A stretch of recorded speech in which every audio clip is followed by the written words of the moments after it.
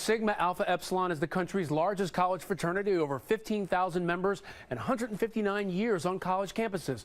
But this morning, the organization reeling, closing its University of Oklahoma chapter and tossing out some members after a video with racist language surfaced so shocking, we've bleeped out the offensive words. There'll never be a there'll never be a you made from a tree, but it'll never stop with me. There'll never be The OSU chapter of Kappa Kappa Gamma is suspended for 2 years. A school spokesman says the violations include hazing and underage drinking. November 2nd, David Bogenberger's life came to a tragic end during a hazing ritual at the Pi Kappa Alpha fraternity house at Northern Illinois University. Sorority girls gone wild. The Miami University sorority is suspended tonight after allegedly trashing Lake Lindsay Lodge. Just this week, Rutgers University in New Jersey announced an unusual move, a ban of all fraternity and sorority house parties on its main campus for the rest of the semester. It comes after a series of recent alcohol-related incidents. Right now, police are trying to figure out how a UNL student died. 18-year-old Clayton Reel of Grafton, Nebraska, was found unresponsive in his bed around 7:30 this morning here at the farmhouse fraternity.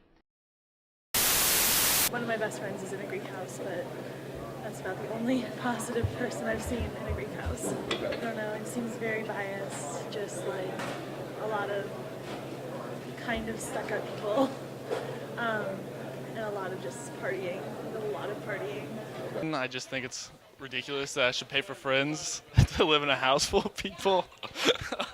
Also, I don't know, I'm just not a big Greek person. I mean, I have a bunch of Greek friends. It's cool if they're Greek, but it's just not my thing. You know, it's pretty heartbreaking to watch the news these days.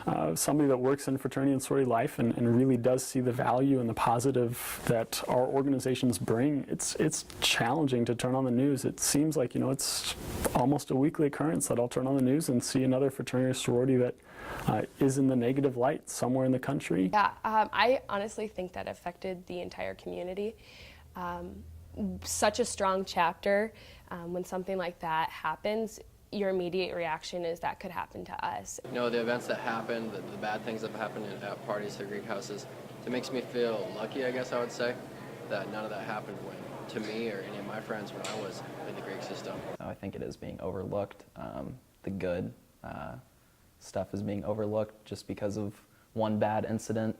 Right now, people are more looking at why we had to set up new social policies, why we have all these new rules, but they still aren't looking at all the good the Greek system does for people. I know that certain people in our house, and I'm sure other houses, might not have even, you know, been able to get through college without the support of the Greek system. Well, a lot of the benefits come from the type of community service that we get to do and the type of philanthropy and different kinds of donations like that we get to do. We're connected with St. Jude's Children's Hospital, which is obviously a really good organization, and we just get a lot of chances to not only better our community with stuff like the big event, but also bettering really great organizations that help promote just good things in general.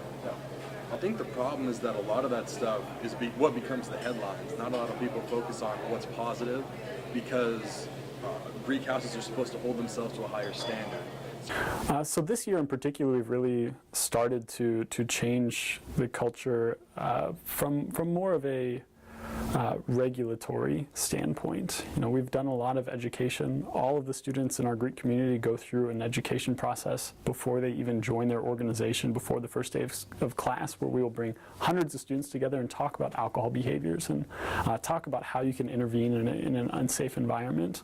But this year we've started to change the focus a bit and start to look at from a policy standpoint how we approach behaviors. I think that, you know, we're at that cutting edge. We're at the level where we will define the future of the university in the United States. And I think that Greek organizations really do bring a lot to the country, because they are an environment where we can address some of these concerns and rewrite the history in a positive way. That problems like sexual assault, problems like high-risk alcohol consumption, problems with, you know, racism and prejudice, these are places where that can be explored and that can be combated, and we can change the future of the university. We can change the future of the college student and make an environment where everybody feels safe, everybody feels comfortable. But it's going to take some brave individuals, and it's going to take some brave organizations to do that.